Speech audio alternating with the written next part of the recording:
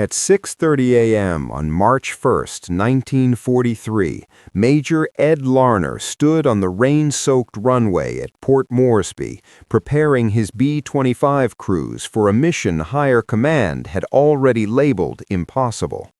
Larner was 31 years old, with 72 combat missions behind him, and not a single ship sunk.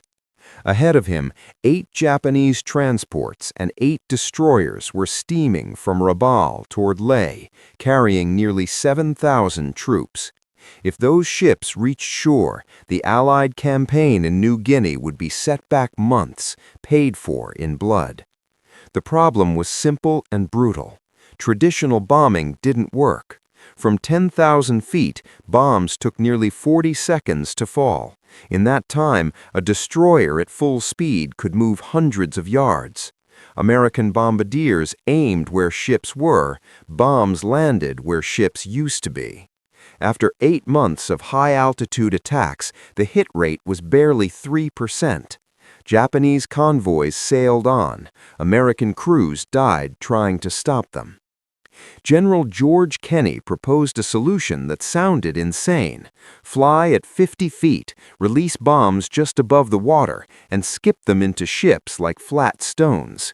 A 5-second delay fuse would let the bomb penetrate before detonating. On paper, it worked. In reality, it meant flying a bomber straight at a wall of anti-aircraft fire. Higher command banned the tactic twice. Too dangerous, too experimental. Larner disagreed because the existing tactics were failing. Secretly, his crews practiced against a rusting wreck off the coast. They learned the margins: too high and the bomb skipped over the target, too low and it sank harmlessly. When they got it right, the bomb slammed into the hull just below the waterline, exactly where it could tear a ship apart. But a wreck didn't shoot back. On the morning of March 2nd, the convoy entered the Bismarck Sea. Larner had 9 B-25s, 54 men, 1 chance. Australian fighters would strafe first. B-17s would bomb from altitude to force evasive maneuvers. Then Larner's bombers would come in at 50 feet, the killing blow. Flying just above the waves, Larner spotted the convoy, 2 columns of transports, destroyers screening the flanks. At 8:59 a.m., the Australians attacked. Japanese gunners swung their weapons away. Seconds later, bombs fell from above. Ships scattered, formations broke, chaos spread across the sea. Then, Larner descended to 40 feet and opened fire. 8 forward-firing machine guns ripped into the nearest transport, suppressing its defenses as he closed at nearly 300 miles per hour. At 300 yards, he released. The bomb skipped once and struck the hull at the waterline. 5 seconds later, the transport erupted. Fire, smoke, secondary explosions. Soldiers poured into the sea. Across the convoy, other B-25s struck almost simultaneously. Transports burned. A destroyer lost its stern.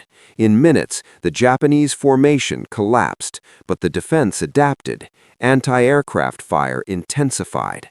1 B-25 took a direct hit and disintegrated mid-air. Another was shot down turning for a second pass. Men died instantly, without warning. Japanese Zero fighters arrived minutes later, diving out of the clouds. The bombers scattered at wave-top height, skimming so low their propellers threw spray. Some escaped, others didn't. By the time the air battle ended, 4 American bombers were gone. But the convoy was finished. 7 transports were sinking or destroyed. 1 burned ashore. 4 destroyers were sunk or crippled. Over the next 3 days, Allied aircraft returned relentlessly. Survivors were hunted. Supplies were lost. Of nearly 7,000 Japanese troops, fewer than 200 reached Leh in fighting condition. American losses were heavy, but the exchange rate was decisive. The Battle of the Bismarck Sea changed the Pacific War.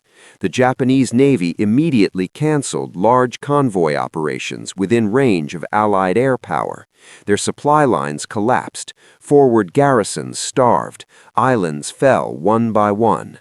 Skip bombing, once banned, once called suicide, became standard doctrine.